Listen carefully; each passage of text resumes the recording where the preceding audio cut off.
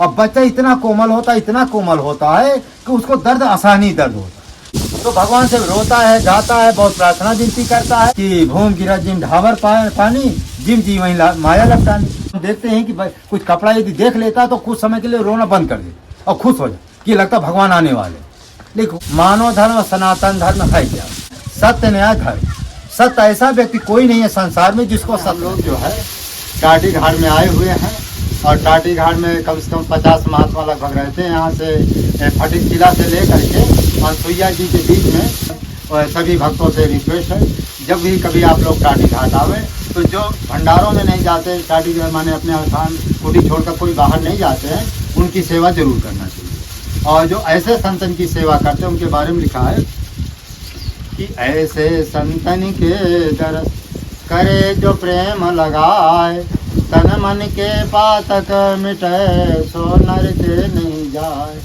अच्छे कुल में जन्म हो, राम नाम में प्रीति हो। कहते जो जंगली ऐसे महात्माओं को जो दर्शन करते हैं, तन मन के पातक मिटे सो नर के नहीं जाए। कहते उसके तन के मन के पातक मिट जाते हैं और सो नर के नहीं जाए। तो जो माने नाना प्रकार के पाप होते हैं, माने तन से पाप हो जाता, मन से पाप हो जाता है। जैसे हम रास्ता से जा रहे हैं, तमाम चींटी उटी मर जाती है, ये तन का पाप है।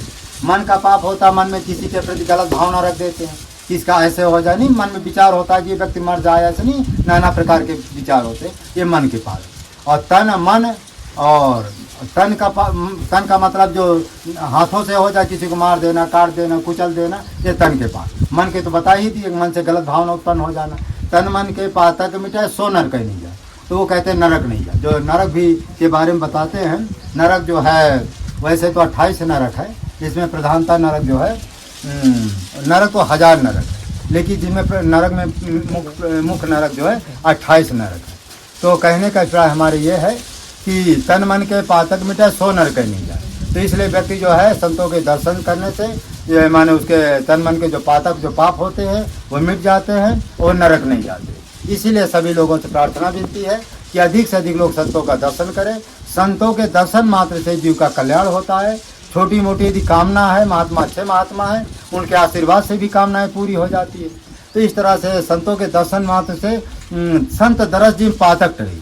कहते हैं संतों के दर्शन मात्र से पातक टर जाते हैं। पातक टरते कैसे हैं? जैसे हमने गंगा जी का स्नान किया, पातक तो टर गए, लेकिन फिर बुरे कर्म न करो तो हमेशा के लिए पातक टर जाएंगे। और फिर यदि गंगा जी का स्नान करके फिर बुरे कर्म करने लगे तो बेचारी गंगा जी बेचारी कहाँ तक मदद करे। जैसे हाथी होता है, हाथी स्नान किया, साफ हुआ, कुछ दूर के बाद गया तो फिर ऊपर जो है धूल मन उड़े लिया। उसी तरह से जो भक्त लोग हैं पुण्य करते हैं, संतों का दर्शन करते हैं, उनका माने सत्संग का फल मिलता है, लेकिन फिर बुरे कर्म नहीं करते हैं तो पूरा का पूरा फल मिलता है। और फिर यहाँ से गए घर में फिर उल्टा पुल्टा करने लगे तो दर्शन पुण्य उतना तो मिलेगा, उसको जो दर्शन का फल मिला है वो मिलेगा, लेकिन वो एक किनारे वो हो जाएगा, जो पाप होगा वो अपना प्रभाव दिखाने लगेगा।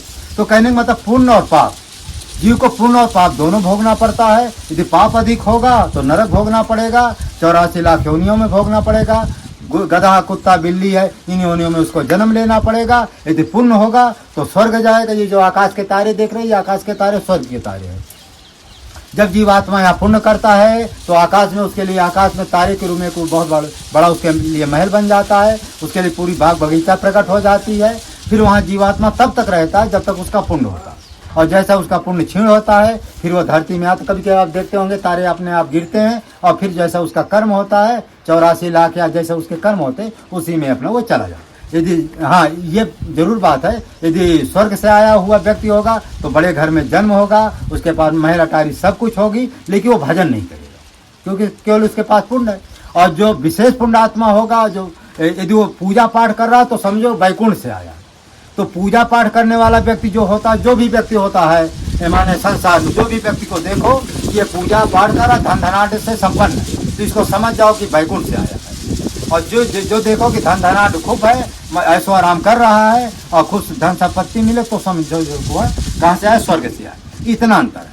और जो पाप है, जो रात दिन खेती पाती जोत रहे हैं और ये लकड़ी बेच रहे हैं, खाने को नहीं है, तो समझो ये नरक से आया है। ये जीव यहाँ संसार भी यही, इस युग में यही नरक भी है, स्वर्ग भी, वैकुंठ भी है और वहाँ भी है। माने नरक, कहते सबसे बड़ा नरक क्या है? गर्भ है। कहते जब ये जीव गर्भ में आता है तो कहते हैं कि 7 महीने तक तो उसका पिंड बनता, उसमें जीवात्मा का वास नहीं होता। जैसे वह 7वां महीने में होगा तो उसमें जीव का प्रवेश होता है, और जैसे जीव का प्रवेश होता है उसमें माताएं जो है फिर वो क्या है माने वो चटर पटर खाने लगती हैं, और जैसे चटर पटर खाएंगी तो जो कीड़े होते हैं वो जो माने मल मूत्र को खाते हैं ना, वो मल भाई जब माने कोई माने मिर्चाई इत्यादि की जब चीज़ें खाएंगे तो उसमें वो माने मल में वो अपना प्रभाव रहेगा। तो जीव क्या है कि वो मल मूत्र ना खा करके वो फिर जीव को ही काटने लगता है जो वो गर्भ में बच्चा रहता है। इसलिए माताओं उस समय चटर पटर की ज़्यादा चीज़ है, मिर्चा वाली। तो माताएं क्या है कि जब 7वां महीना आ जाए उस समय ज़्यादा जो मिर्चा की चीज़ें ना खाएं। यदि वो मिर्चा की चीज़ें नहीं खाएंगे तो वो जो माने कीड़े होते हैं मलमूत्र खाकर में गुजारा करते हैं, और जब वो कीड़े क्या है कि जब माने माने मिर्चा की चीज़ खाएंगे फिर वो बच्चे को ही काटते हैं। और बच्चा इतना कोमल होता है कि उसको दर्द असहनीय दर्द होता है। फिर उस समय वो भगवान से प्रार्थना करता है कि हे प्रभु। अच्छा, उसको जब भगवान प्रार्थना करता है तो उसमें लिखा है कि भगवान उसको घर में दर्शन भी देते और कहते हैं कि क्या बात है। तो वो कहता है जीव कि हे प्रभु, मैं प्रार्थना करता हूँ कि जैसे मैं संसार में जाऊँगा केवल तुम्हारा ही भजन करूँ, इसलिए किसी तरह से मुझको ये गर्भ से निकाल दो। तो भगवान से रोता है, गाता है, बहुत प्रार्थना विनती करता है। भगवान कहते हैं कि ठीक है भाई, अच्छा है, निकाल तो देंगे, लेकिन ध्यान रखना, वादा तो किया है, गर्भ में तुमने वादा किया है और मैं तेरा भजन करूँगा, और जैसे माने धरती में जाना मेरा ही भजन करना। लेकिन उसमें लिखा है ना कि भूम गिरा जिम ढावर पानी, जिम जी वहीं माया लपटानी। जब इस संसार में जीवात्मा आता है, माता पिता उसको दिखाते हैं ये बाग है, बगीचा है, तेरे माता पिता है, उसको वो पुराना दृश्य भूल जाता है। अच्छा, जब वो पैदा होता है देखते हो ना काँव काँव करता है, वो काँव काँव इसलिए करता है कि वहाँ उसको भगवान के दर्शन होते हैं। और जब जीवा यहाँ आता है तो वहाँ भाई वो भगवान का आकार कैसा, नील कमल है, तो नील कमल जैसा उसका आकार है, तो वो देखता है, यहाँ कुछ दिखाई नहीं दे।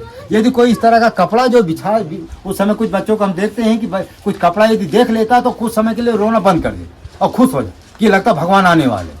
लेकिन कुछ समय के बाद कोई कपड़ा किसी को ज्ञान नहीं है तो फिर जीव जो है वो जीवात्मा रोता रहता है, और फिर संसार में जहाँ गया तो फिर वही 84 के चक्कर में नाचता रहता है। इस तरह जीव का माने 84 का चक्कर लगा रहता है। अब रही बात है मानव धर्म सनातन धर्म है क्या, और हमारे गुरुदेव जी परमहंस श्री गंगा रामदास जी मानव धर्म का प्रचार करते हैं। अब मानव धर्म और सनातन धर्म में अंतर क्या है कि सनातन धर्म का अर्थ होता है कि सनातन, जो आज से अंत तक हो उसको सनातन माने, जिसका अंत ना हो वो सनातन। महाराज जी, जिसका अंत ना हो वो सनातन। लेकिन अब क्या है कि सतयुग में जो है केवल एक ही जात थी, मानव माने देवता थे, और देवता मानव राक्षस 3 लोग रहते।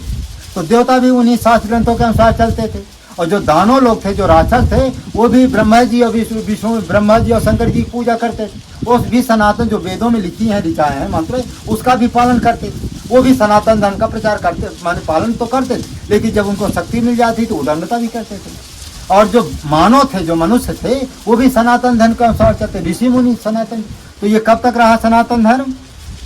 सतयुग रहा, द्वापर रहा, त्रेता युग तक ये सनातन धर्म भरपूर रहा, और नाना प्रकार के पंथ हो गए। उसमें लिखा है कि नाना पंथ जगत में सब निज निज गुण गावे, सतगुरु सबका भेद बताकर सतगुरु मार्ग पर लावे। तो कहने सतगुरु क्या होता है कि इसका भेद क्या है? तो भेद सतगुरु कहते हैं कि नाना पंथ जगत में सब निज निज गुण गावे, सबका सार बता करके सतगुरु मार्ग पर लावे।